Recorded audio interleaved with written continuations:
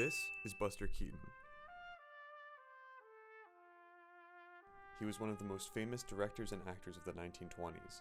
His comedy films entertained millions, and he is widely considered the greatest stuntman of all time, and for good reason. He has a very unique directing style, and has pioneered many filmmaking techniques that are widely studied and used today. But being a filmmaker in the 1920s, Keaton's films were silent, and even when they did have dialogue cards, they used 1/5 as many as the average silent film at the time. In an age where directors agree that a film's sound is just as important as its visuals, the question becomes, why study a silent filmmaker?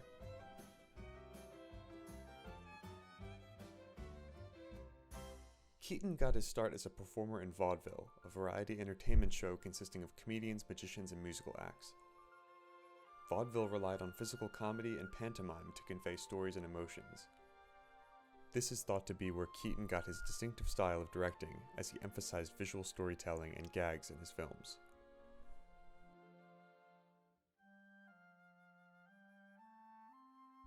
Keaton was given the nickname the Great Stone Face. Why, you may ask? Well, just look at him. Literally any picture of him. Here he is again, here's him older, here's him in a sailor suit on a train. I legitimately dare you to find a picture of this man where he doesn't look like this. Lord knows I've tried. But this stone face was a conscious decision by Keaton that stemmed from his early career in vaudeville. Keaton discovered that when he laughed at his jokes, the audience didn't. He carried this approach into his films, believing that audiences would enjoy his comedy more if he maintained a serious expression. This deadpan style set him apart from other comedians of the time and became his trademark look.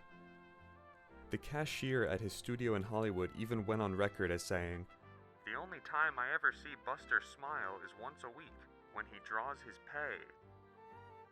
Keaton's films tend to be very complex, consisting of daring stunts, choreographed gags, and creative blocking, and yet, Keaton never used a script. A director without a script isn't something you hear very often, but Keaton believed that not having a script allowed the actors in his films to have more play and creative freedom in their performances. Basically, Keaton believed that having a script made things too set in stone, much like his face. In a 1956 interview, Keaton said, "Many directors will rehearse people into a scene until he has got it mechanically perfect and the way he wants it. But in doing it, the scene has become mechanical. Your people have. They're just walking through it now like a parrot." Overall, Keaton was a firm believer that scripts limited the creativity of a film because it left little room for improvisation, which is where some of his funniest gags came from.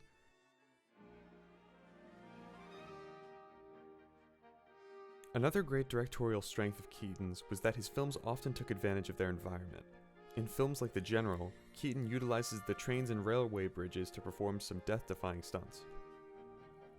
In this groundbreaking scene from Sherlock Jr., Keaton steps into a movie screen and becomes disoriented as the film within the film cuts from scene to scene. This is an extremely impressive and rapid-fire example of Keaton reacting to the environment in his films.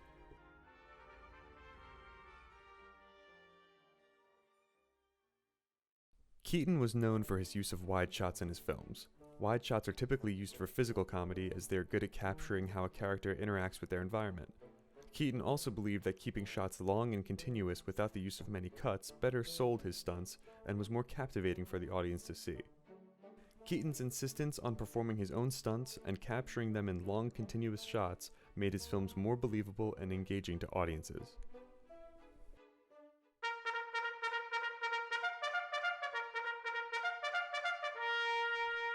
Here's a scene from Keaton's 1924 film, The Navigator, that combines everything that we've learned about his directing style. We are met with our location, a ship drifting out at sea. Keaton enters the scene and immediately sets us up with a gag, his hat blowing off in the wind. He grabs a new hat and continues on. We're then introduced to the love interest, who without using any dialogue tells us that she's looking for Keaton. Keaton revisits the hat gag for another laugh before confronting us with a new conflict. The two lovers begin to chase each other around the boat, trying to find each other. It is during this chase that Keaton really starts to use the environment for visual gags.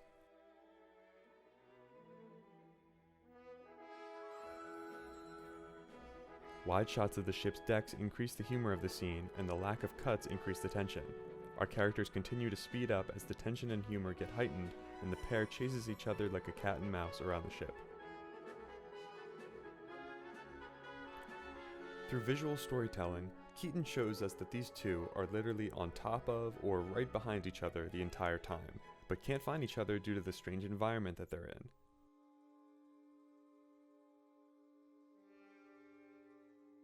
We finish the scene by calling back to the original hat gag that we started with, and it leads us to our character's union through a stunt, Keaton falling right next to his love interest.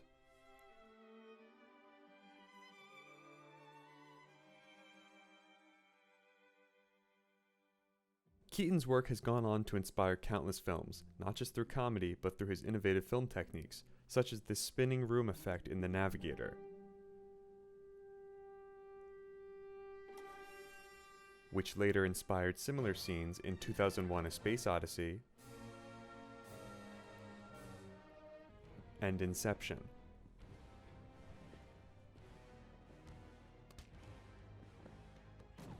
His stunt work has also been a massive inspiration to filmmakers like John Wick director Chad Stahelski, who took much inspiration from Keaton's work when creating the John Wick franchise. The humor, sentimentality of Buster Keaton. And that's kind of how we look at really every sequence. Like, how can we tell a little story visually? If you turn all the sound off, what can we do? In one interview, he said, "You go back and watch any of the Harold Lloyds or Buster Keatons, and are you kidding me? They're selling whole stories without a word. I don't think people realize how crazy that is. You have to pay attention to that." In John Wick 2, you can even see a clip of Keaton doing a motorcycle stunt projected on a building right as John Wick does a motorcycle stunt himself.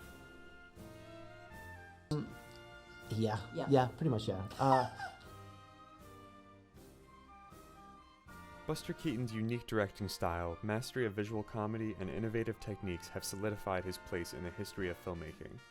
Keaton's ability to convey emotion and humor through a simple look, rather than relying on dialogue, demonstrates his true genius and cements his legacy as one of the greatest directors of all time.